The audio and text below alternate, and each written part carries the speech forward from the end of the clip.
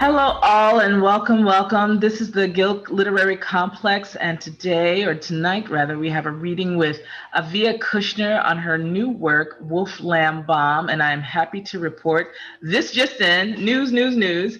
Wolf Lamb Bomb was just named new and noteworthy in the New York Times.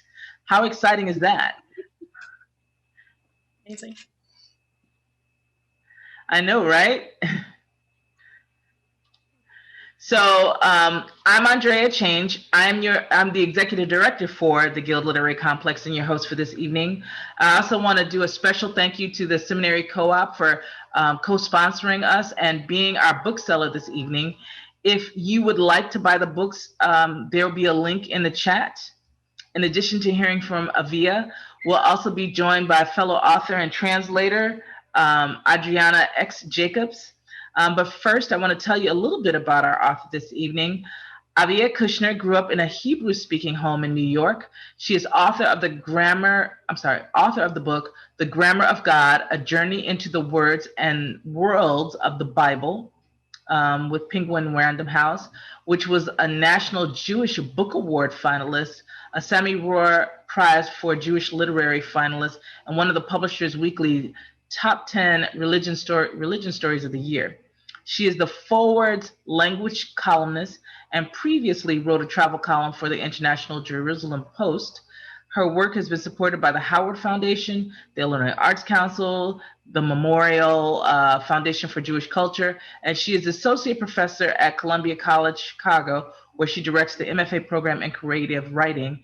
And this book, Wolf Lamb Bomb, is her first full-length collection into poetry. So I want to welcome her. And then I want to tell you a little bit about who will be joining us this evening. Adriana X Jacobs is Associate Professor of Modern Hebrew Literature at the University of Oxford and author of Strange Cocktail, Translation and the Making of Modern Hebrew Poetry from 2018. Her translations of Hebrew poetry have appeared in Gulf Coast, Anomaly, World Literature Today, North American Review, among others, as well as the collection of women's Hebrew poetry on American Shores, poems by Anne Kleinman, and Annabelle Farmland in 2016. She's also translated The Truffle Eye from Van Wen, who is, interestingly enough, a Vietnamese Israeli who writes in Hebrew, and she's translated that work. That was published this year with Zephyr Press, and she's currently translating Tahal Frosh Avarice with the support of the NEA Translation Grant. So I want to say welcome to you both. Thank you. Thank you. We're delighted to be here. It's so lovely to see all of these faces. And just, Andrea, thank you so much for putting this event together. We're so excited to be here. And of course, with Seminary, a bookstore we love so much. So it's wonderful to be here tonight. Yeah, it was interesting because you've actually participated in one of our events in the past in Brooks Day, and what I know you were friends with Lisa Wagner, who was our former executive director, and then I don't remember, but I had the best time. She invited me to be in her class and talk to her class, and this was a Zoom thing, so trust me, it was already daunting to sort of walk into a classroom, but to walk in a classroom, a Zoom class, was even more interesting. But your class was so receptive, and we had like the best conversation. And I have to say that when people say you're the nicest person, genuinely, Aviya is like the nicest person. It's like a weird thing and cliche, but she's like the nicest person. And we just recently found out that we're neighbors, so I'm excited about that. That's right. It's super exciting. Thank you. Well, it was so wonderful to have you in my class. I taught our first ever course on Chicago's literary communities, and I want to acknowledge, I see Mike, poet Mike Puikan, who was here, was also a terrific visitor to my class and helped give the students a sense of the wide range and diversity of Chicago's literary communities. So it's great to have you both. So I wanted to ask you a little bit about the book. First of all, I enjoyed reading it. It was such a pleasure and very reflective of your personality, I should say, a little bit. And but tell us about the title of the book and what the origin of the book is. Sure. Well, it's This book took a long time, but it started a very long time ago. I want to acknowledge my sister, who I see will remember this time period in our lives. When my grandfather died, I was devastated. I was in my early 20s. I think I was 23, and I just felt like there was nothing for a grandchild to do. So in Jewish tradition, there's Shiva for certain relatives, and then there's Kaddish if you're a close relative. But grandchildren, like nobody cares. It doesn't matter. And I was very upset by that because I felt very close to our grandfather and I wanted to do something to honor him. So I made up my own ritual. I went to synagogue every week for a year on time. And those who know me know I am not a morning person. Very hard for me to be somewhere early in the morning on time, but I did it for a year. And one of the things that I realized was I was just finishing poetry graduate school, and so I was sort of in poetry mode. And when I saw the book of Isaiah in synagogue, I started thinking of it as poetry. That was really how it struck me because I was reading poems all the time. And I just thought, wow, this is amazing poetry. Forget about the biblical side. This is incredible poetry. And I want to learn from Isaiah as a poet. So that was one of the things that really struck me. And actually, my mother reminded me of something that by now I had forgotten. She reminded me that toward the end of my grandfather's life, he could no longer walk to synagogue. And he was distressed that he couldn't hear. In the summer, there are these beautiful weeks where you hear parts of the book of Isaiah out loud in synagogue for 8 straight weeks. And he was distressed that he couldn't hear it. And so my brother read it for him on his porch. And that memory of this sort of seeing like the emptiness of the Galilee where my grandfather lived, his house looked out into this bare landscape that was really, really beautiful. And just sort of hearing it alone, just a lone voice in the wilderness, I think that really stuck with me. And that was the beginning of these poems. Well, And so for those of us heathens who are not familiar, Isaiah is part of the Old Testament, yes, and we were talking before.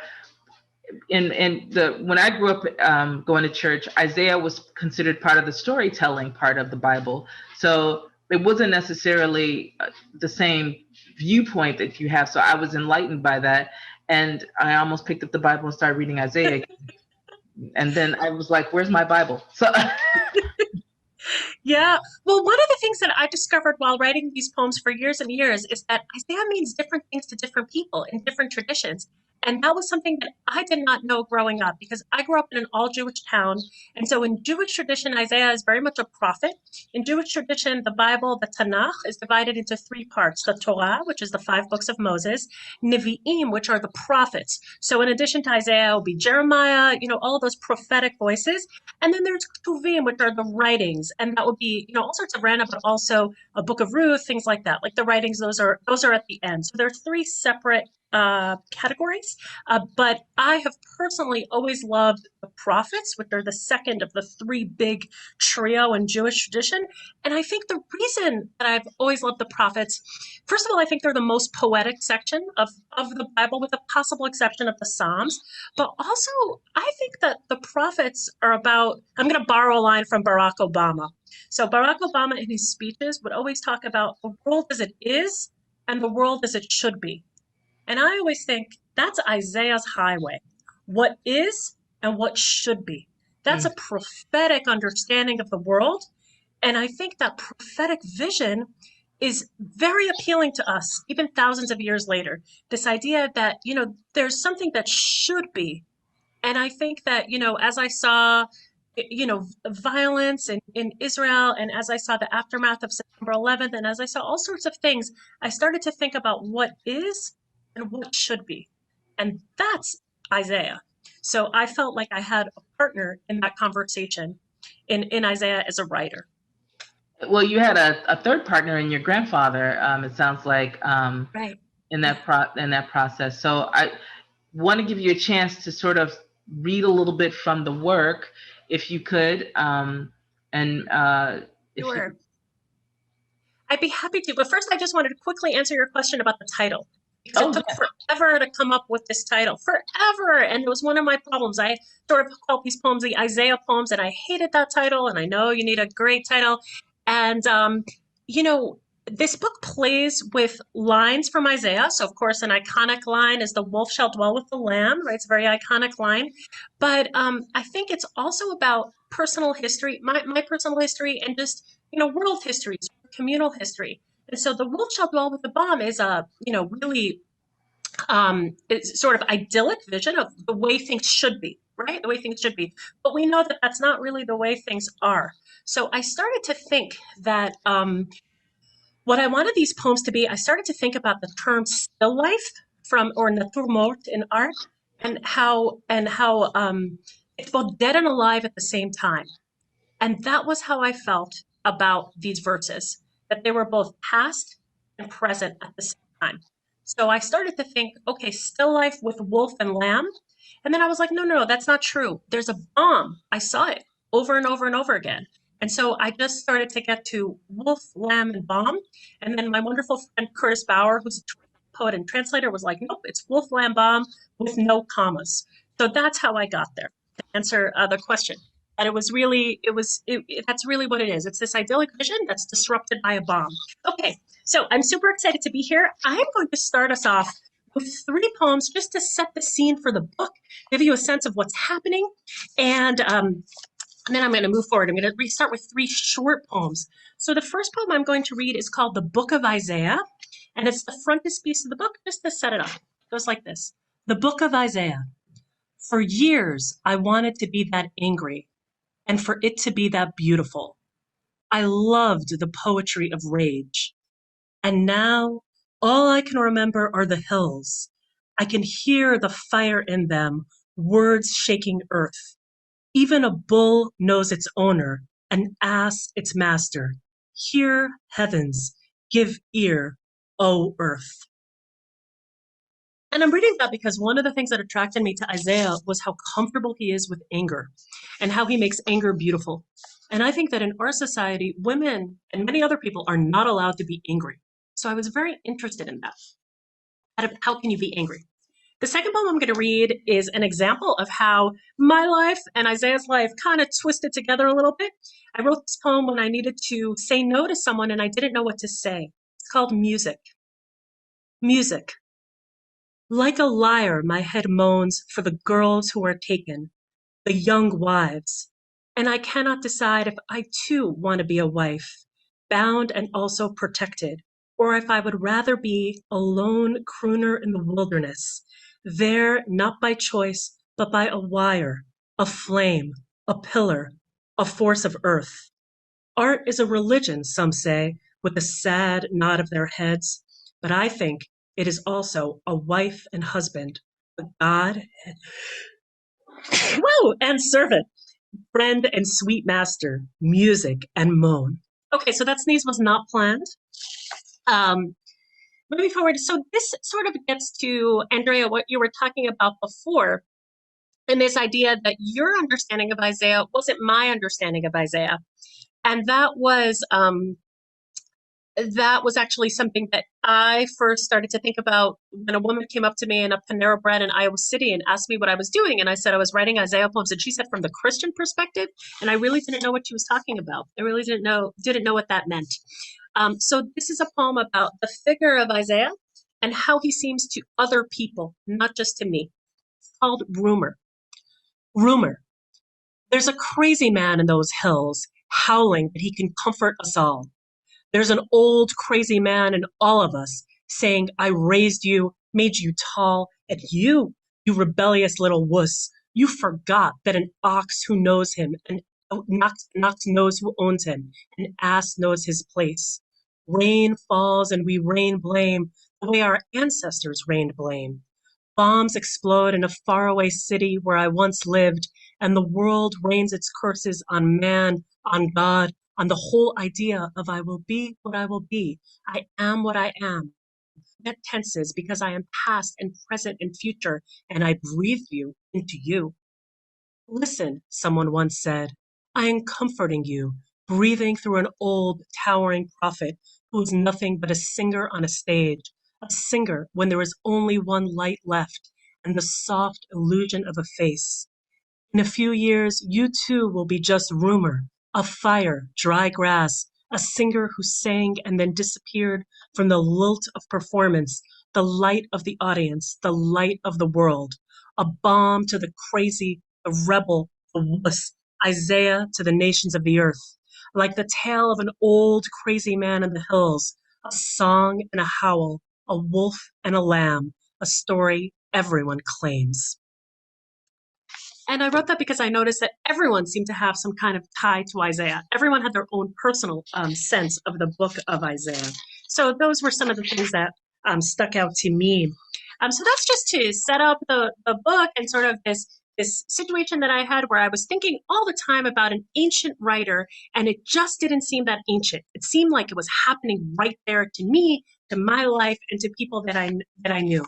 So I'm going to move forward and I'm going to read a few poems, all of which, 3 poems, all that make sense of current events or of history. And one of the things that I was interested in was the narrow line, the line between history and contemporary event, the line between journalism and personal opinion, the line between poetry and translation. So all the poems I'm going to read going forward are going to tread on that narrow line. And I hope now that we're set up with the idea of the book, that line will be clear. And I think also if you've been breathing for the past couple of decades, you'll recognize these events. Okay, so the first poem I'm going to read is called Smoke, and it gives me great pleasure to have the opportunity to read in a bookstore in Hyde Park, where I know that there's the Oriental Institute, there's a lot of interest in the ancient. So I feel like this is probably the only place on earth where I can read a poem that mentions Sennacherib and people will know who it is. Okay, so I'm really excited to have a chance to spotlight Sennacherib. And I will also say that the book of Isaiah has a lot of villains, a lot of rulers who are very violent, who kill people. And when I first started reading Isaiah in that year that my grandfather died, I have to say that they felt very far away. I was like, who are these ogres? Who are they? And how do they? Makes no sense. And it felt a lot like my grandfather's description of Hitler. It felt very, very far. When he was a boy, he was sent to listen to Hitler, and he sat under the bench, but unfortunately, with the rise of authoritarianism in the past couple of years, I have to say that these ancient rulers feel a lot more contemporary to me, and they feel a lot more real. So Sennacherib doesn't feel that crazy to me anymore. So this poem is called Smoke. Smoke.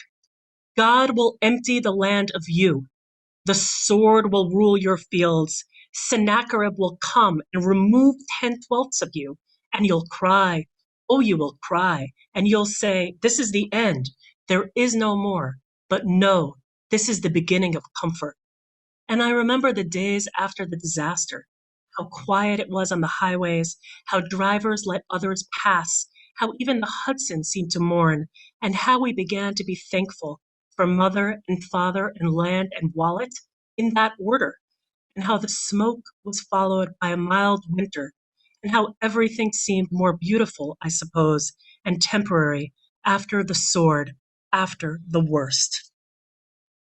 That was just, after September 11th, New York was extremely quiet and eerily quiet. And that was one of the things that interested me there. The next poem I'm going to read, I get asked a lot, how do you write essays and poems and what's the line, what's da-da-da? And I'm going to read a poem that made me turn to nonfiction, actually. And the reason is that it was the Second Intifada. There was a lot of violence of all kinds, but this particular one really got to me. It was a bombing in the Dolphinarium in Tel Aviv, and there were two. Almost everyone who was killed was under 18 because it was a nightclub for teenagers. But there were 2 sisters who were killed.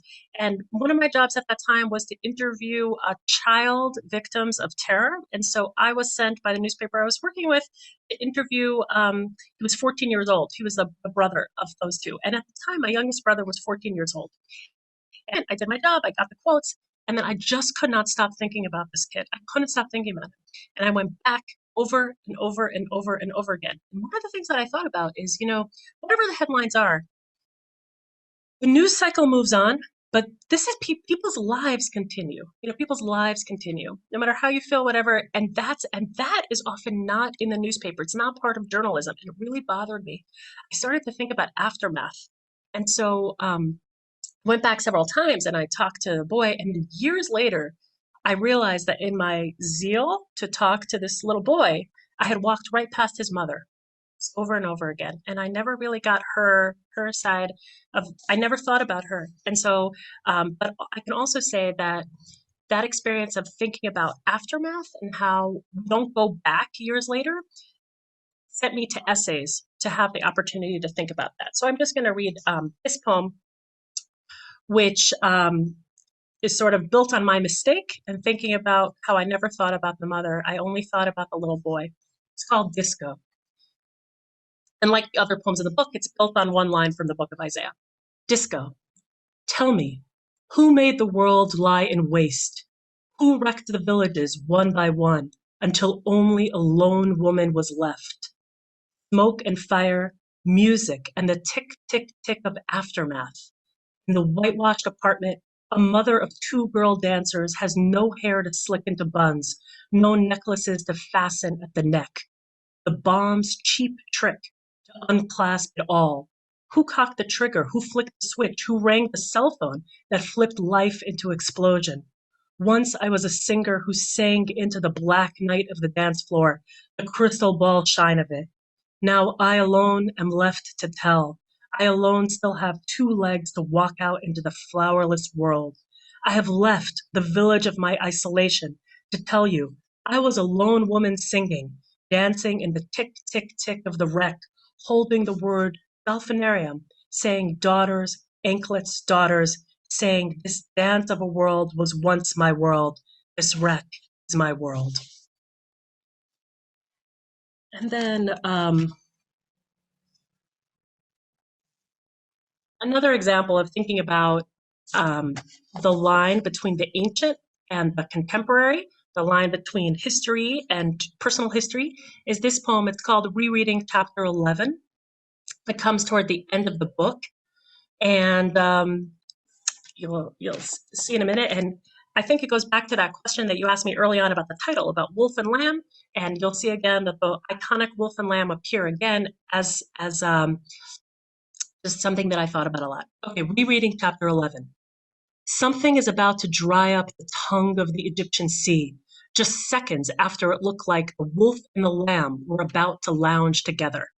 And that's what frightens me, that God or whoever can just dry it all up, take it all away, which is what happened to the brother of the builder of my parents' house, who had his tongue cut out of his mouth at Auschwitz, which sent him into a life without sound, a sentence of being misunderstood.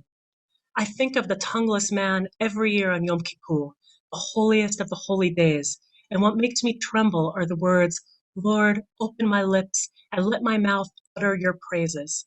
Humble it's supposed to sound, and I know I need to ask for that opening of the lips, and then I remember the lines before that. Man has the inner workings of the heart, and God owns the tongue. But I want the tongue. That's all I want, to have one body part that is mine alone, to say, God, take it all, control the land, rule over me all my life, but don't take that. No, no, don't cut my tongue out, not that. So I guess I thought a lot about, this was someone I saw when I was a child. He used to make unintelligible sounds in the playground, and I didn't understand why he couldn't talk. And later I realized what had happened to him. And I guess I just became I just thought about, there's tragedy, there's violence, there's history, but people have to live with it for the rest of their lives. And that was, I thought, what was really interesting to me. I'm going to end this section with two poems that are about who's really original, okay? Who's really original? Because this is a book that lives between Isaiah and the present tense. So who owns it? Who gets it? And I'm going to read two takes on that, and then stop for some questions and see how we do. So once again, I think I was saying that the book of Isaiah has these awful rulers, and it's just a pleasure to be able to think about them for a minute. It's called Ode to Arrogance. With the strength of my arm, I did this. With my wisdom, with my understanding. A lie of original poetry as big as the watermelon big heart of Sennacherib, big old arrogant king of Assyria who roared, the nations I conquered were lying before me like abandoned eggs. So many nations, like soil. There was so much soil and no one energetic enough to claim it. So I picked up the earth, I lifted it, I turned it over. Ha! How you laugh at me, Isaiah. Ha, hoy, ha. In Hebrew and translated English, you guffaw. The axe does not boast, the saw does not strut.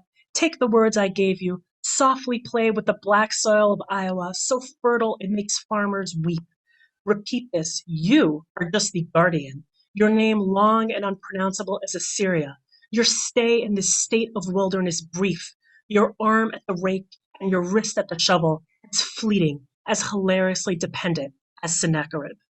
So I thought about that, even with Putin going into countries taking over, it's the same thing. I own this. I can do this. Nobody can stop me. And I found that very interesting. And I also thought about it in terms of poetry and translation. What do you own? What's yours? What's not yours? And so I thought about that a lot, not just in terms of geopolitics, but as a writer and as a person. What is what's really yours? And so the last poem I'll read before we stop is about a question that I get a lot, which is, why do you write in this language? Or why don't you write in that language? Why don't you do this? Why don't you do that? And how do you answer that? So this poem is called, Why Don't You Write in Hebrew? It's a question I ask myself a lot. And who knows, maybe I'll change my mind, but this is my answer. Why don't you write in Hebrew? Because I'm afraid of you, Isaiah. Afraid I'll hear the 6 wings, 2 to cover the face and 2 to cover the legs and 2 to fly. And I ask, how can I praise wings that cover feet and face? And how can I curse when you have already cursed with your carcasses of sleazy financiers, with your ugly and public debts for those who squeeze the poor, the widowed, the temporarily weak? You ask me to compete head on with you, and I can't because I cannot hear in your presence. You thunder so in the space inside my left ear that I cannot forget you, even for the length of a line, the weight of a tear. Thank you.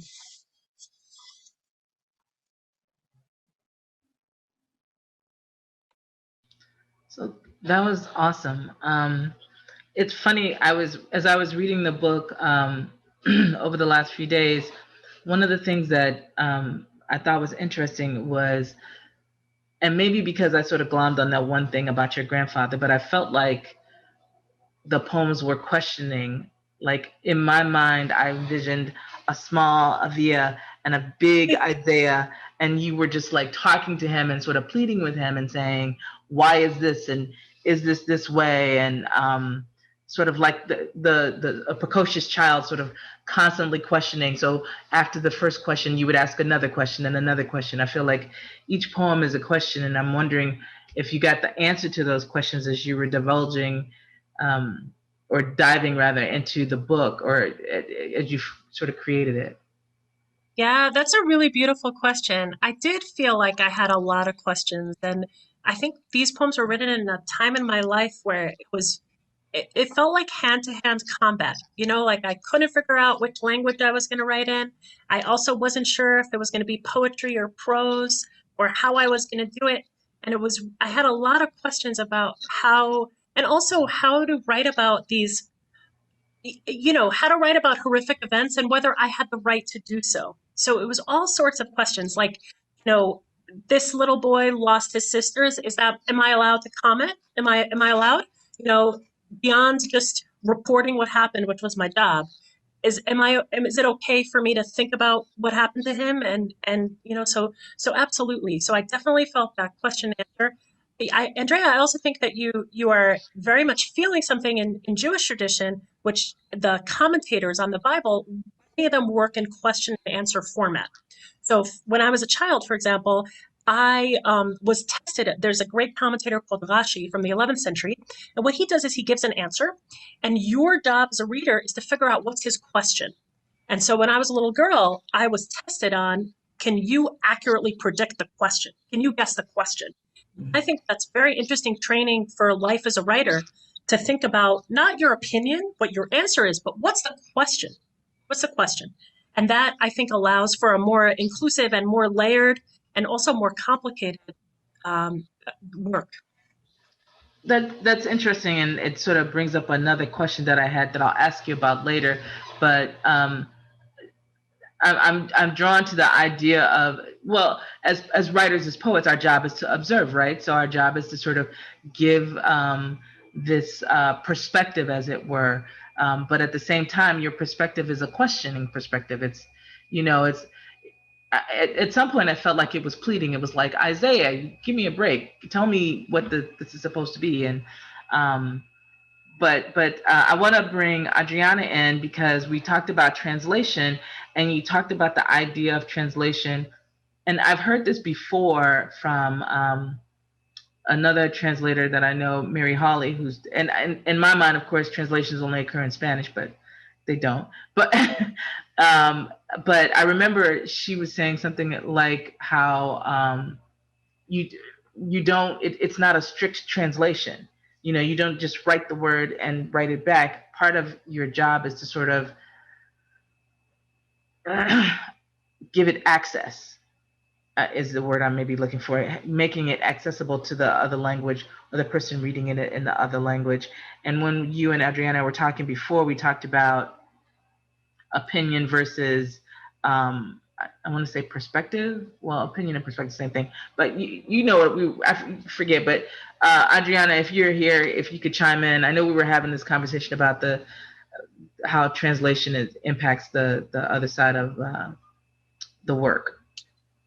Right. Yeah. First of all, thank you so much for including me in this incredible event. And Aviya, really congratulations. It's such a beautiful book. And I think maybe because I'm a translator and I know you're a translator of poetry, I'm always sort of my antennae sort of are attuned to the translational moments in your poems, not just in the fact that you're working with and in dialogue with Isaiah, so already with a Hebrew text, and you're writing these poems in English, but there's so many moments in these poems where it's like, if you know the source material, you can hear the ways that you're translating, but then there are these moments where you include Hebrew in the Roman alphabet, so transliterated Hebrew, and you sometimes translate it, or you sort of translate it, and sometimes it's not quite translated accurate, precisely. So then, and so then these letters, they don't look like English, they don't look like Hebrew to me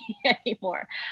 So I love how you sort of bring that into your project. But I guess this is also a question for you, because I think it comes back to Andrea's question about sort of what we're doing as translators. And I can say a bit more of that when I read my translations of Van Wyn.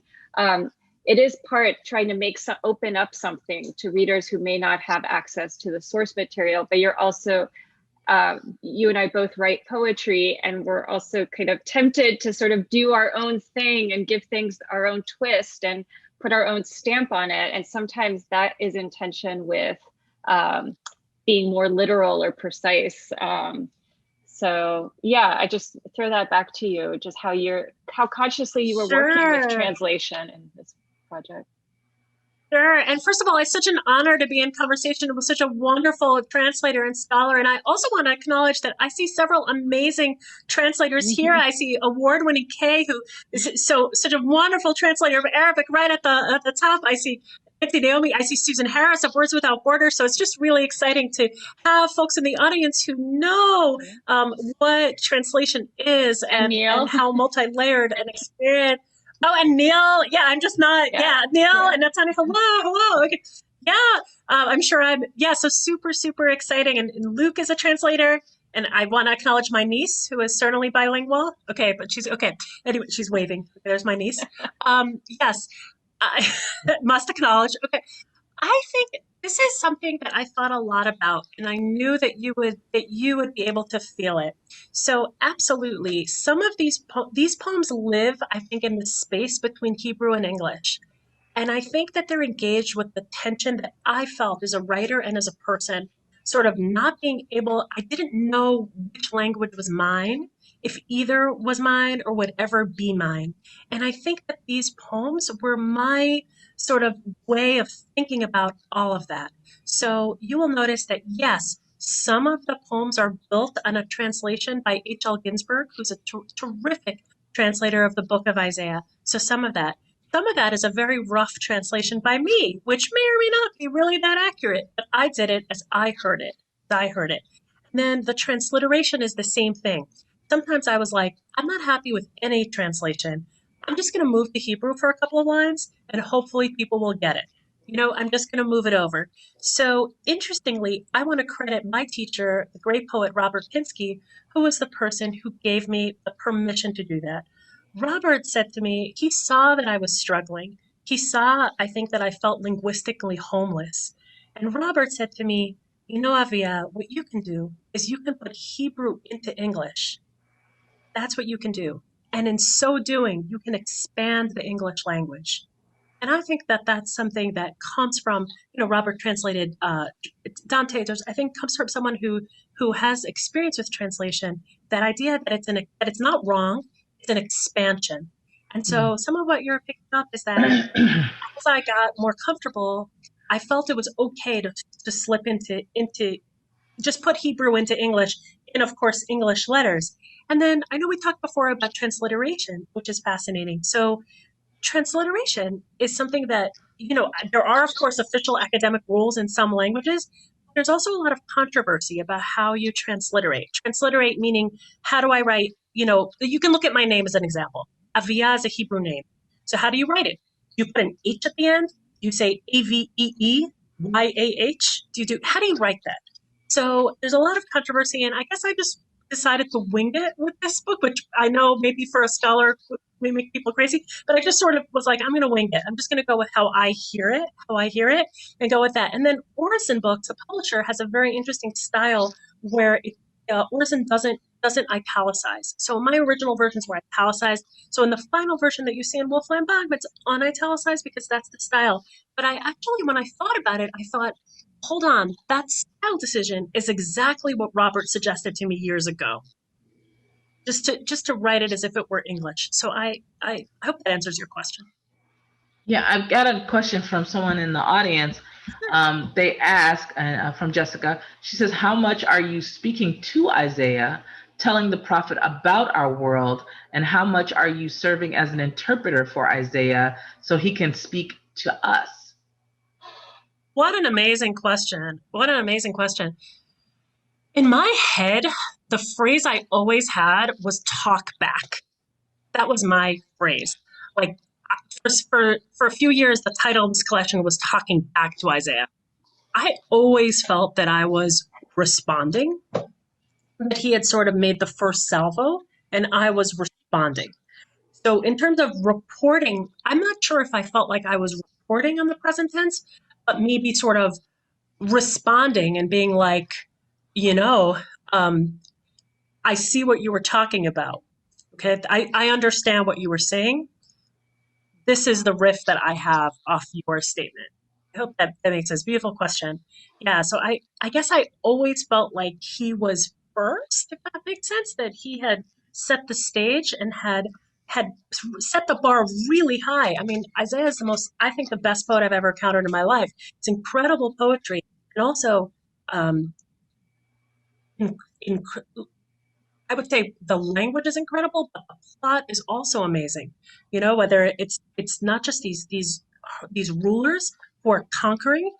So, and then you see, the past couple of years, you see that's, I think, Vladimir Putin would totally recognize some of the lines in this book, right? Totally reasonable, right? But that sort of dramatic conception of what can happen, and also just this vision I thought was also very elevated. The animals, the fire, the wings, the burning of the lips, it was just tremendous. Yeah, so I guess I felt I was talking back as opposed to responding as opposed to reporting. It goes back to the idea of questioning and that constant sort of question. It was like if he has a statement, you're like, well, why? But why? but why? And so you're like responding back. But I want to go back to Adriana. Is we were talking about Van Wen and fascinating poet, and you had the chance to translate their work. Can you tell us a little bit about The Truffle Eye, and then if you could read some of your work as well? Sure. So yeah, so this is the Truffle Eye by Van Wen. This is my reading copy, so it's full of all my little post-its and notes. Who doesn't have a book like this? But yeah, so I should say that I've known of Aviya for a very long time. I was a reader of her book reviews in the Jerusalem Post back in the day, and then had the chance to meet her at a couple of conferences, and then later we connected around as translators, really initially. In fact, I think if you're right, Aviya, in your recollection, it was the translator Jessica Cohen who ensured that we meet.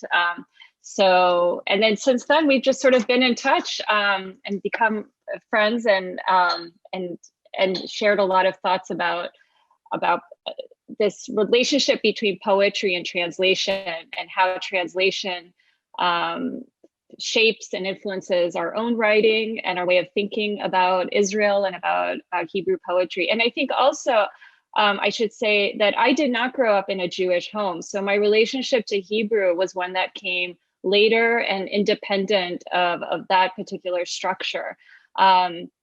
And for me, translating Hebrew poetry has always been a way of sort of remaining connected to the language, to Israeli culture, even when I can't be there.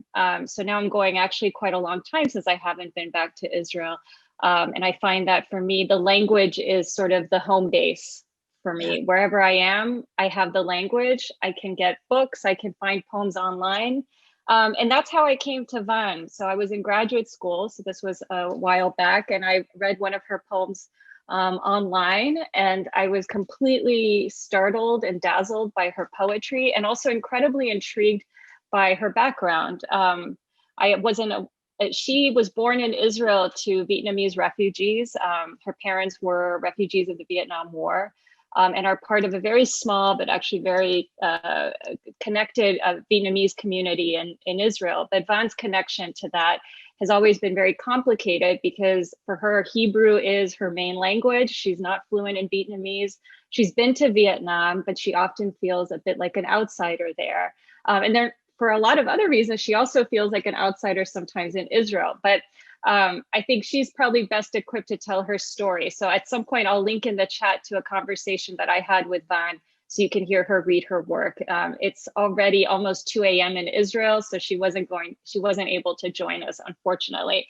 But I was drawn to her work because of also personal reasons. I grew up bilingual, speaking Spanish and English in Northern Virginia. My mother's from Ecuador. She came to the States in the late 60s. I don't think she planned to spend the rest of her life in the United States, but she did, and I was born. And so, so growing up with an immigrant parent who herself, I think, was very ambivalent at times about whether she wanted to remain in the United States, trying to raise her children with her language, but already we were speaking it and with our own accents, And so I think for me, I've always just been drawn to writers and poets who share something of that kind of, at times, really rich, but very, at times, kind of fraught relation to language and place. So I think in that sense, with Van, I felt like there was something that I wanted to learn from her as a poet, but also something that I connected to personally. So I want to read actually the first poem from her collection, and I'll try to keep track of the time. So this is called, it's a poem called Mekong River. And if you ask Van, she'll say that this is the representative poem of the collection. And because she felt that she might as well open with the book with a poem that deals straight on with identity. She says, that's what people are interested in about me, so I'm going to give them that poem. And then we get it out of the way and we can move on to a lot of other stuff. So I thought that was interesting that she took that particular tack with the book. So this is Mekong River. And actually, you know, I'll read it in Hebrew so you can hear the Hebrew and then my translation. Nahar HaMekong. הלילה חלפתי על 3 מיטות כמו שטתי במקום. ולחשתי את יפי הפרט וכך חידקל. מתחת לרגע התמיד מחפשת, מתחת לציץ השמאלי, יש לי חור, ואתה ממלא אותו בגברים אחרים, ריח של בירה טייגר על גופך. בבדידות יש רעש ציצרים מדרום ללאוס, ממטרות של אוויר קר מהנוי, הגב מתנשף, הישבן מהודק, כתם דיו על הבטן. צייר לי תרשים זרימה בצבע אחיד, על פרחים טריים באגתן. אשפיך למרגלותיך שורשים, רוצה לגמור, להקיא גרגרי אבק בערוותי. הנח את ידך בתוך תחתוני, תהיה אישי. מי מעז לעזוב מחלה באמצע ים? Mekong River. Tonight, I moved between 3 beds like I was sailing on the Mekong and whispered the beauty of the Tigris and the Euphrates. Under an endless moment, looking below the left tit, I have a hole and you fill it with other men, notes of tiger beer on your body. Alone, crickets drone south of Laos, showers of cold air from Hanoi, the back gasps, the tight ass, and ink stain on the belly. Sketch me a monochrome flowchart on fresh potted flowers. I'll release roots at your feet. I want to come to puke specks of dust in my crotch. Rest your hand in my pants. Make it personal. Who dares abandon a disease mid-sea? So after reading a poem like that, I was like, I have to just translate all of them. But I love just how it opens, you know, that moving between 3 beds, like I'm sailing on the Mekong, but also whispering the beauty of these other rivers. And the Tigris and Euphrates here, some Hebrew readers might pick up a reference to an early 20th century poem by Chaim Nachman Bialik, which is called Between the Tigris and the Euphrates. So she's playing around with those associations, but you don't necessarily have to know that to pick up that this is a poem about movement, migration, even a bit of, there's exile in there, and it's all mixed up. I'll read a couple more. So because this event is celebrating Wolf Lamb Baum, and Isaiah is such a prominent, this is an understatement, a prominent voice in the collection, then I want to read a poem where Van quotes from Isaiah. So there's a reference here to Isaiah 56, verse 5. Highway 1. I'll read it in Hebrew because Hebrew, if you know Hebrew, you might pick up the reference when I read it. כביש מספר 1. בכביש מספר 1, אמריקה ניצבת על כת, פסגת ההר מוליקה יד ושם. אוספת תולעים לתפור עבורך שושלת ומסורת. היכן שאני משוטטת ברחובות, מחכה לאבסורד. בדרך אצמח, בדרך אקמול, זר זרדים מעל הראש. On Highway 1, America's fixed on a gun.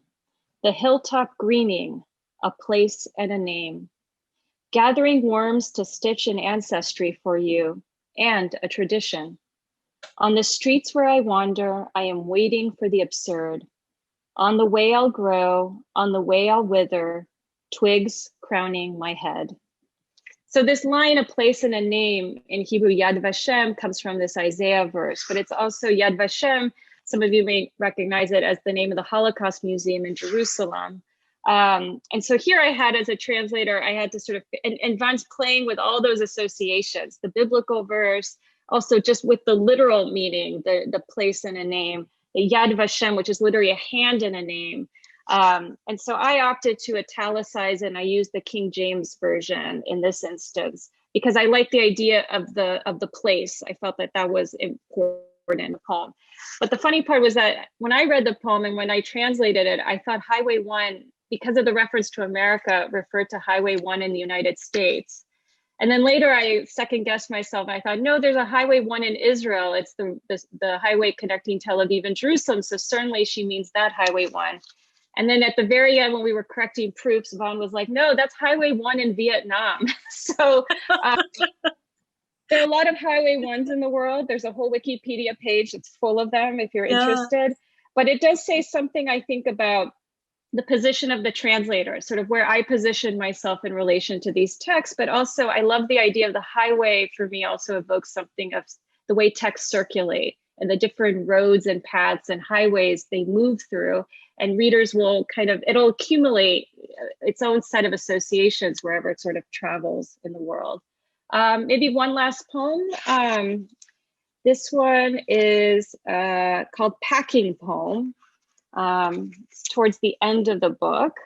Where did I should probably know by heart where these things, 99. Okay, so Packing Poem, which I'll just read in English. In Hebrew, it's Shirat Ariza. And so if you've traveled in and out of Israel, you know that you often have to go through a bit of an interrogation. And one of the very common questions you're asked is, did you pack your bags on yourself? So, arazta or rasta levad. And I think Van is sort of playing with this a bit, but you'll see that the poem involves packings of other kinds. And also, when I was translating, I was thinking about the way poems themselves are kind of like pieces of luggage, and you're throwing a lot of things in there and collecting things. And then the poem wanders off somewhere in the world. And so this is Packing Poem. In the rice bowl, green bananas and peels, dry castor beans in a jar, feathers and mulch outside the window. This is how they still gather evidence. The chopsticks rest diagonally, matching the movement of birds along a waterfall. How can they stall their transmission and keep eating rice before their night migration? Under the cover of delusions, all I wanted was to point and warn everyone, that's Armageddon, to ask whether foreigners have inflatable boats. And those paranoid women have nothing but the gallows for overloading muscles, for stretching the body in the gym. A woman lying naked in the sauna gossips under her breath, and the thoughts escape her all at once. Yes, the meds work. Yes, the mind is numb. But sometimes, if you concentrate, you can hear an airplane landing. I think I'll stop there. Is that all right, Andrew? Or should I skip I love that.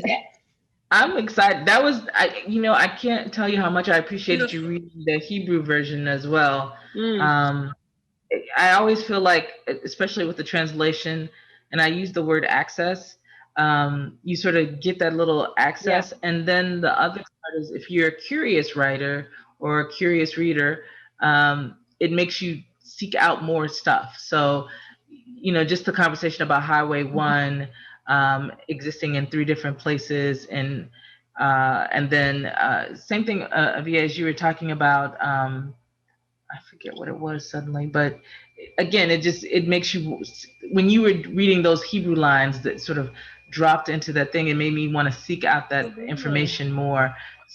So yeah, which reminds me, if you could read a few more poems. I know that we talked about some requests. I know that both Adriana and I had some requests, but if the audience has a request, just post it in the chat. But if you could read a few extra pieces. Sure. So first of all, thank you, Adriana, for the beautiful reading. It's so wonderful to hear both the Hebrew and the English. And, for those who don't know, this is such an unusual collection. And, the space between Vietnam and Israel, I think a little known aspect of world history, and between Vietnamese and Hebrew is so interesting. And I just want to recommend Adriana's introductory essay is fantastic and explains everything. So I just want to share that, and I'll have more questions later. I thought that I would close my section with sort of an all request hour. I'm just going to read. I have 4 poems that either Andrea or Adriana asked to read. But if there's anything that you want to hear, feel free to just ask in the chat. So I am going to start with ancient Hebrew. And I'm actually really, really happy to read this poem because this is a poem that came out of a mistake. And I think that that's actually something that I also thought a lot about with the grammar of God, that sometimes an incorrect translation can be really beautiful, really, really gorgeous. An example I often give is this old Catholic translation that described the stars as the furniture of heaven. And I've always loved that. Obviously, there aren't chairs and sofas in the sky, but I think it's quite beautiful to think about. And this was something where I was looking at Isaiah in Hebrew, and I misread a line because I didn't look at the vowels beneath the letters, and I misread it. And so this is a poem about that. It's called Ancient Hebrew. Ancient Hebrew, how close the villain is to the harp. Two vowels separate them, just as two small letters separate the harp from the generous. Of course, no one learns languages like this because it's considered wrong, ridiculous. But why that is, that's what I want to know. Yes, the villain can be as mesmerizing as the harp. Yes, evil can seem generous in clever disguise. Yes, all of them have their own rhythms, and all are close. Oh, who has not felt the tingling of mischief and crime, sweet music of generosity, and still the lingering pluck of, am I evil? Am I bad beneath it all? I am giving and villainous and musical. In my body, I carry clarity and crime and the harp.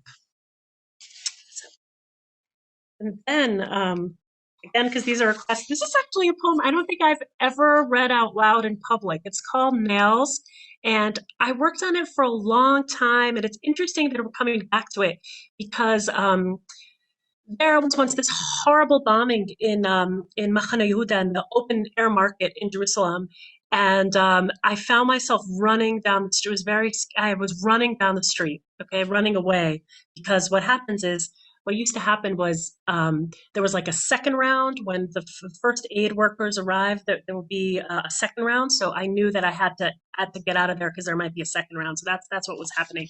So I ran into a bookstore. A bookstore, and I wasn't the only person who decided that this would be a good time to go into the bookstore and just wait it out, just wait it out. And a man really did hand me the book of Isaiah and recommended it. So that was this poem, and of course I had read it before, but I just thought about that a lot, about how he felt that was an appropriate reading suggestion for that moment. Okay, so this poem is called Nails. Nails. Right after a bombing, I'd walk and walk and walk and stare at the ancient stones, some covered in moss, all coated in a light somewhere between holiness and rose white. And a spare song would come to me every time as I waited to hear if someone who was mine was now gone, now slime and smoke and ash. Sometimes the song was comprehensible, sometimes not. Sometimes the rat poison nails scattered by the bomb made it impossible to think. But not tonight, not this night of nights. How is this night different from other nights? That's what I was taught to ask as a girl. That's how I was taught to remember Exodus, the great parting of the sea between slavery and freedom, beast of burden and breathing human. If I answered now, if someone stopped and bothered to ask me, how is this night different from other nights? I'd say, or I'd sing, maybe I'd tap it against the stones. Tonight we are all aged, worn from the wrinkles of nails lining this street. Tonight we are too afraid to sing, to clap, to become happily toothless and slowly old. Tonight a fat religious man in the overpriced bookstore on the corner of King George Street handed me the book of Isaiah and said, "This is a nice edition." And it was. He was flushed with flesh and belief in words. I thanked him, ran home to hear the latest of the ancient, thinking, why not read something so old it doesn't matter? And in the background, the fires engulfing all of us, here, now, still alive. I waited for the call. I waited to be told the deadline. This was one of those nights when I was paid to interview Jerusalemites, to ask my neighbors questions with no answer. How did you feel when you heard?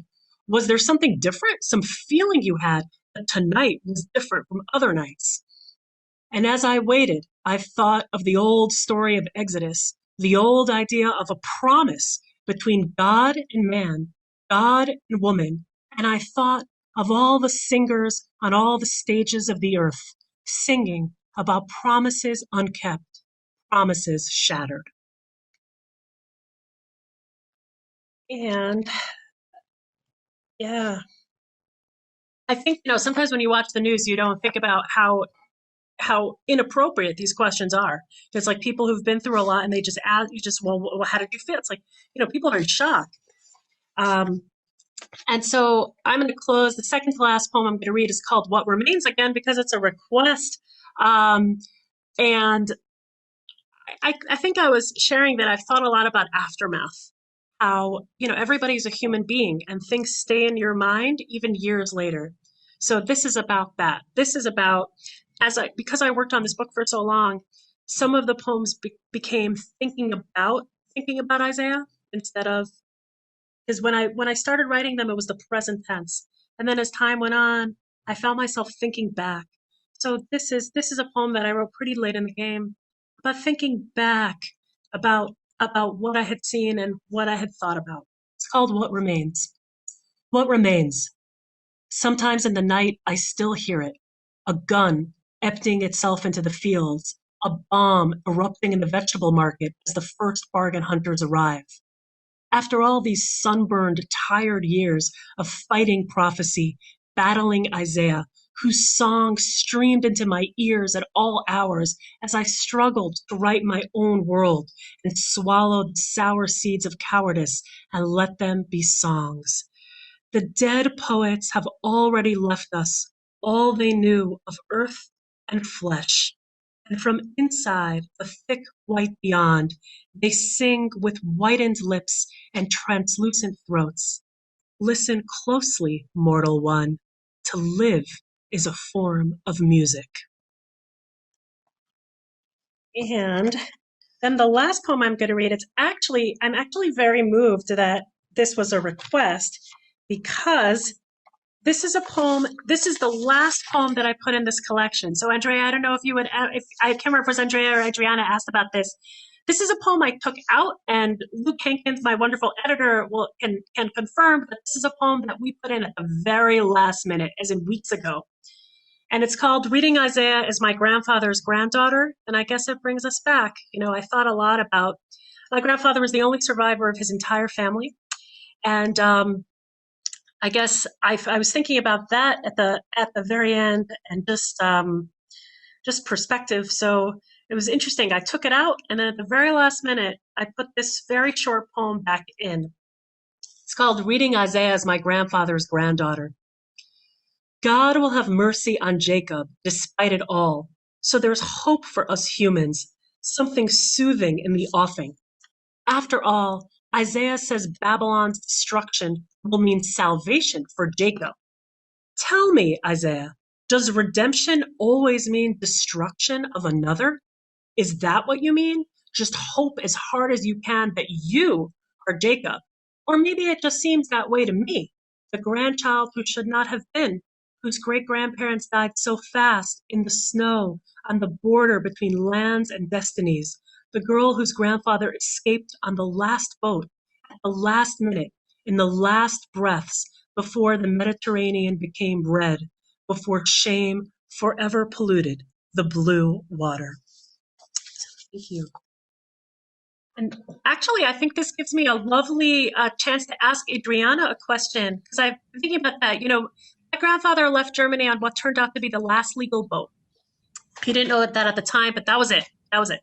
And I think Adriana, Van Wen's family, you're also talking about people who escaped by boat and who were also this close to a disaster, and what that is about. So I thought that was sort of an interesting connection.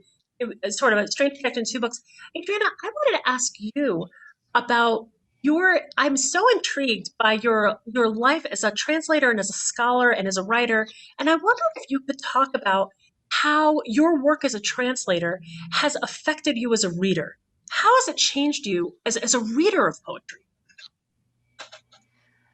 Yeah, I think it's changed me enormously. Partly because it's very strange. I think because sometimes I have to explain to poets who ask me if I can translate them, or if someone wants me to translate a poem for them, that it doesn't really work that way for me. I can't just sort of, you can't just hand me a poem and I can translate. I mean, I know that I can move the words around and I can, but there has to be something more. And the way I usually describe it is that this is what happened with Van, for example, or with this poet that I'm translating, Tahel Frosh, that I'll be reading their works in Hebrew, and I'm reading it in Hebrew, I'm absorbing it in Hebrew, and then there's this little voice that starts to sort of distract me.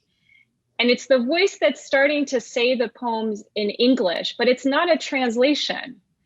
It's something else. And then for me, the translation that now I have to do, because I want to capture this thing that I'm hearing, that's what my attempt to sort of get to what happens there, to that voice that I'm hearing. And sometimes I never quite get to that kind of the sort of interior translation that was summoned for me. So I know that sounds very untheoretical and very abstract, but that's how it works. And so I think one thing now that I've been doing translation poetry for a while, I can see that I pick poets to translate that really push me out of my comfort zone, which means that I want to learn something new. And I want to feel vulnerable and scared. And so that's why I love the line in the, why don't you write in Hebrew? Because I'm afraid. I think there's always an element of fear, that's actually quite productive. So with Van, I think part of translating her also required that I step out of my comfort zone as a reader of poetry. I always feel like I'm only as good as sort of what I'm reading as a translator. So I would try to find works that I felt like I would give me the kind of language that I'm looking for. So I was reading a lot of contemporary poetry. One press that I find really does that for me, like takes me out of my comfort zone, is Action Books. They're an independent press, also based in the Midwest. And their poets, I always find them just completely jolting in the best way possible. And so I think that then by the time, I'm done translating a poet like Van, I've now sort of expanded my reading of poetry, and that's really exciting. But it takes a while. It's not so. It's a process. But so I do come out of it as a different reader, and that's kind of what I want to have happen anyway. So that's always one of the objectives, is that I want to be also transformed by this. So yeah, it's so interesting. Oh, go ahead, Andrea. It was funny. I was just thinking about in that translation, the way you explained it, and I'm sure the other translators may have a different perspective, but I'm sure it's an element of it. Is there, when you're translating, is there a mood that you're trying to translate? Are you trying to evoke the feeling that you got, or the feeling that the poem gives you? Do you know what I mean? Are you trying to give that to somebody else in the other language? Yes. Yeah, definitely. I mean, I think I know sometimes hearing poetry read out loud is so different from seeing it on the page. But I think when I'm reading Van's work out loud, I'm reminded again about how quick she is with she doesn't really have easy transitions. She zooms in and out. She'll start on, jumping between three beds, and then suddenly you're in this other space. In her New York poems, she moves within a poem from like balconies to a train track. And so part of the challenge there translating her is that I want the reader to experience this kind of sometimes very disorienting movement that is happening within the poem in the Hebrew. But with each poet, it's going to be different. But I'm big with movement. It comes up a lot when I talk about poetry and translating poetry. I'm always thinking about, how is someone going to read this? How will they read it on the page? How will they read it out loud? And what will be sort of the bodily experience of the poem? So how about you, Aviya? So I wanted to ask a couple of questions. Well, and I'm not sure if this is related to the same thing we were talking about just now, Adriana, but in the poems, especially some of the ones that you select, you can you refer to singing and song, and I'm curious if that, and I don't know if this is right, if it's a cantor in Jewish, in the temple. So is Isaiah a cantor in that sense? Is he it's sort of, I'm curious because you refer to him as a crooner, so now I'm envisioning Isaiah as sort of this Frank Sinatra-esque, very charismatic, sort of leading people in terms of his words. So I'm just curious how that, because there's this vision that's stuck in my head when you.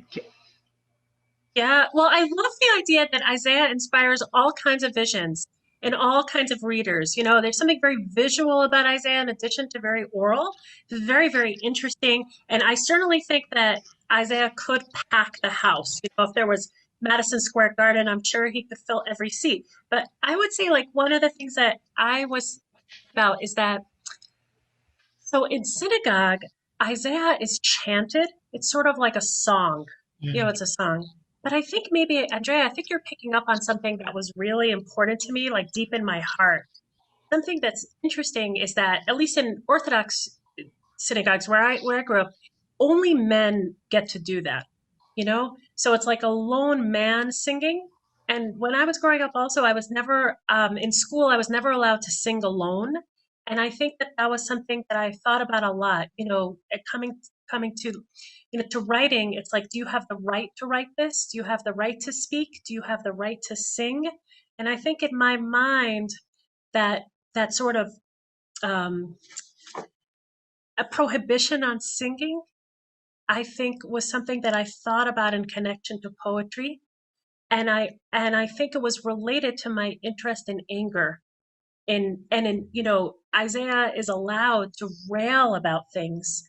And I think, we all know that in contemporary society, that sort of screamathon is not something that everyone in society is allowed to have. And I thought it was so interesting that, if you're like a woman yelling on the bus, that's like ugly, right? But in Isaiah, it's beautiful. And I found that very interesting. I found the idea of anger as beauty. That really stuck with me. So the singing, I think it was related to trying to find a place as a woman in the tradition. I hope it's okay. I wanted to ask Adriana a question, and Andrea, it's related to you had this beautiful word when you put this event together. You said allyship. A conversation about allyship. And I wondered, Adriana, I have a two-part question for you.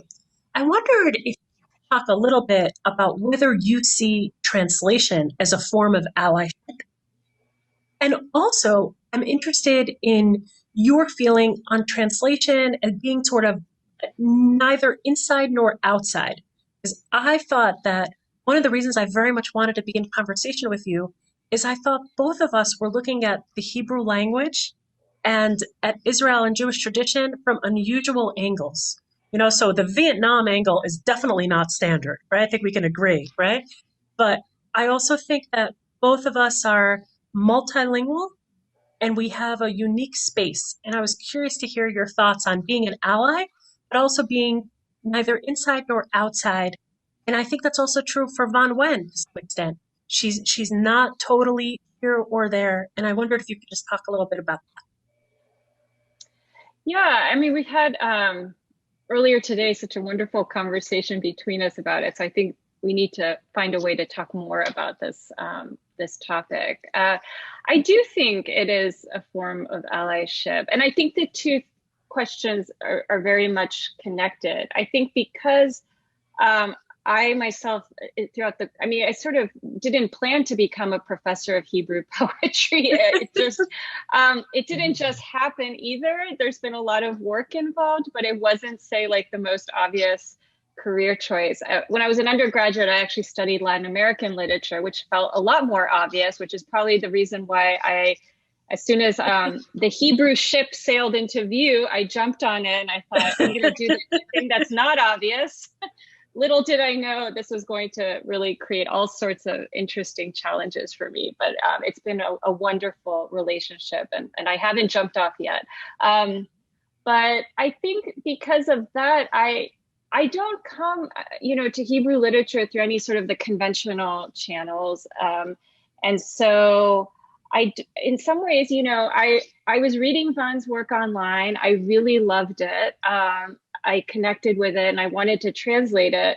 And it was only later when I was telling people about this project that some of my Israeli poet friends were sort of grumbling. They're like, well, she's only published one book. There are more important writers. There are bigger writers you could be doing.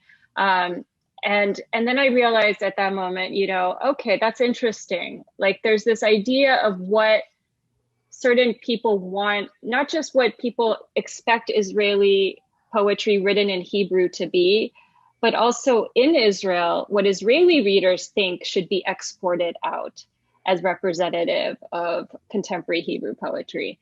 And so that's when I became even more determined to follow my own instincts, because I knew I was coming from a very different perspective and a very different relationship to this language and to Israel. And kind of harness that and use it to my advantage to pick poets that I think sometimes may be overlooked by other translators simply because they're not sort of fitting neatly into a certain idea of what contemporary Israeli poetry should be in translation. But then I also didn't expect that this book was going to come out this year when we've seen such a wave of violence against AAPI individuals and communities. And so that brought this brings the book into this other kind of conversation, which I'm still trying to kind of navigate sort of what my role is here as the translator of this book, and trying wherever possible to make sure that, I'm not speaking for Van. I'm simply, I can talk about the translations and how I did them, but also kind of honoring that she has her story and it's also her book. It's a bilingual edition. So, and finding, so I think it's tricky right now, how to sort of make sure that I'm also giving her a space also to talk about her work. Maybe not at 2 a.m. time, but in other places, yeah. Well, Van is a female Hebrew Vietnamese writer in Israel. I can't think of a voice that's more important. You know what I mean? It's yeah. You want to hear from this person. It's such a unique perspective. So, but I want to get back to the Wolf Lamb bomb, and there's the whole idea of the themes of Isaiah in the book, and one of the themes, of course, is justice and good versus evil. And as we talk about allyship, I want to think, one of the questions I think was brought up from the editors or the publisher was, why politicians use biblical verse all the time. But, I think it's just more nuanced than that. And I wonder if those nuances are things that Isaiah speaks of. Wow, what a beautiful question. That's an amazing question. I would say absolutely, absolutely. One of the things that's interesting to me in the book of Isaiah is how intricate it is, whether it's the different kinds of animals and the parts of the animals to the different, I would say, layers of justice. To me, Isaiah asks readers to look at themselves. And I really think that's step one. What are you doing? Not just what is everyone else doing, how are you behaving, And that's the part that I think is important in all of these conversations. And so I don't know if you could hear that in the last poem I read about reading Isaiah as my grandfather's granddaughter. It's like, should you just assume that you're the good? Are you sure? Are you sure? And I think that's part of the eternal power of Isaiah. So while he rails against villainous behavior and evil behavior, there's a lot of have you not heard? Have you not seen? Have you not asked? There's a lot of reflexive language that I actually think is really necessary in our culture and in our moment. Before attacking, but ask, what am I doing? What am I doing? What role do I have in this? I think is an essential question to ask, but it's also an ancient one. And to me, that's part of the complexity. I would say one of the things that's interesting to me about Isaiah is there's a lot of pain and acknowledgement of pain, of violence, of poverty, of misery, but eventually it flips to comfort. And I actually think part of that comfort is in its insistence that you face yourself. Because I don't think you have to do it at some point. So to me, absolutely, the intricacy of Isaiah is that he flips it. And I find that very important, very, very important. And without it, it's all railing. So it's an anger, but it's also a questioning and a self-question. I want to say in the last poem about reading Isaiah as your grandfather's granddaughter, there's a line that says, "Why does redemption always have to begin with destruction?" or something to that effect. And it's sort of the thing that you're talking about, like you have to break things down, and I don't know, and that's sort of the ultimate allyship where you're talking about. You have to sort of look at yourself and say, what am I doing? And it doesn't necessarily apply exclusively to translation in the sense that you're giving voice for somebody else in another language, but also and as we talk about allyship, because that word is sort of used, this is Pride Month. So how do we add, how do we layer, how do we translate, how do we go within ourselves and say, okay, how can I bring more to the table?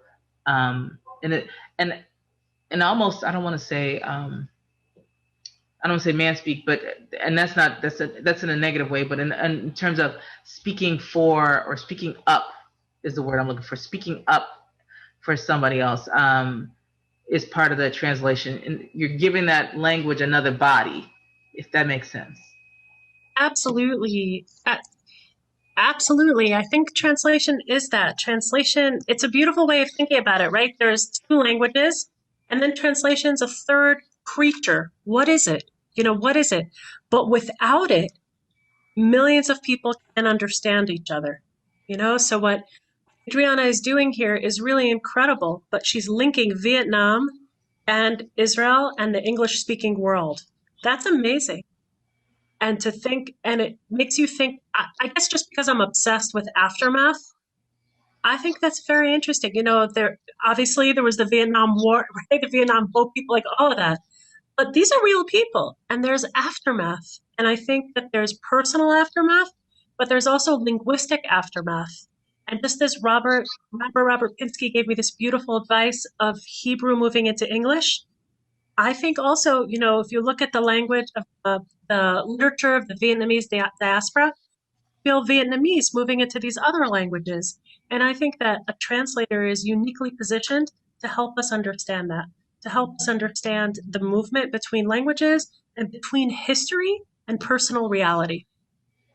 Yeah. Just out of curiosity, because it occurred to me that the Bible is a translation, because I've read it in English, but I'm assuming that you were brought up reading it in Hebrew. Totally. Yeah, I spent like a year. Yeah, I read it in Hebrew, and honestly, I did not encounter the entire Bible in translation until I was 29 in graduate school, and I was shocked. And that's how the Grammar of God happened. I truly did not process what it meant that millions, if not billions, of people were reading a translation as the guide to their lives. I didn't understand that. There were always aspects about America that I never understood. And I just assumed that they were incomprehensible. And then when I started to read these translations, I was like, oh my God, it comes from biblical translation, these understandings, or some of the laws, some politicians and their positions. And I'm like, where are they getting this from? And then you read the translation, you're like, oh, now I understand. So I would say the translation of the Torah, of the Bible, has had a massive effect on the world. And I encourage everyone, even if you don't read Hebrew, to read multiple translations to see the power of translation and to see what that's like. I think everyone should read a translation outside of their home tradition. So I always encourage I hope this isn't too blasphemous, but I always encourage Jewish readers to read evangelical translations. I think it explains a lot about contemporary politicality. And I encourage, Christians to read Jewish translations and just to see what's up, because it explains a lot. And it also makes you realize that some of what you believe is a translator's decision. And that is mind blowing. Well, yeah, considering the most common version of the Bible is the King James Version, and that was definitely influenced by the time. So, but as interesting, I want to keep going because there's so much to talk about. That little bit alone now is just mind blowing. It occurred to me that the Bible is the translation. I was like, you're like, whoa. Yeah, I was like, I feel like I need to learn Hebrew suddenly. But I want to thank Adriana and I want to thank Aviya for being with us this evening. Again, my name is Andrea Change, and I am the director of the Guild Complex. Thank you so much, everyone, for joining us. If you have not had a chance to buy Wolflam Bomb, the links to buying it through Seminary Co-op is in the chat. You can link on them and not even have to step into the store. They'll ship it right to you. Certainly, there's an opportunity at some point in this world to bump into Aviya and have it signed, because I have my copy signed. I admit I can't read everything that you wrote, but I know my handwriting's terrible. But the Guild Complex is a literary arts organization, and our goal is always to sort of bring new voices, unheard voices, and give voices an opportunity where there wouldn't be any. And how often do we get to hear a translation from a Vietnamese poet, Vietnamese poets writing in Hebrew in English? And then just this wealth of information about Isaiah is amazing. So I'm intrigued, and hopefully for those, and you all are translators, a lot of you are translators, you get a chance to dive deeper into this work. I want to thank you all again for joining us. Thanks to Adriana. Thank you to Aviya for giving us this honor. The Guild does not work without donations. So if you have enjoyed yourself and you so see fit, buy the book, make a donation to the Guild Complex. You can go to our website, guildcomplex.org, for more information about our events. And I want to let you know that our very first official live event will take place next month. It will start the way it ended with our One Poet, One Poem event, which is our Palabra Pura event. Every year we invite all of the participants from Palabra Pura to come back and take part of it. The last event that we did was in February of 2020, and that was the last time we were all live together. So on the 21st of July, we're going to meet again at our usual place at La Burkina and celebrate being together again live for the first time. So if you can join us, I look forward to seeing everyone. Thank you so much, and you have a great evening. Good night. Thank you all.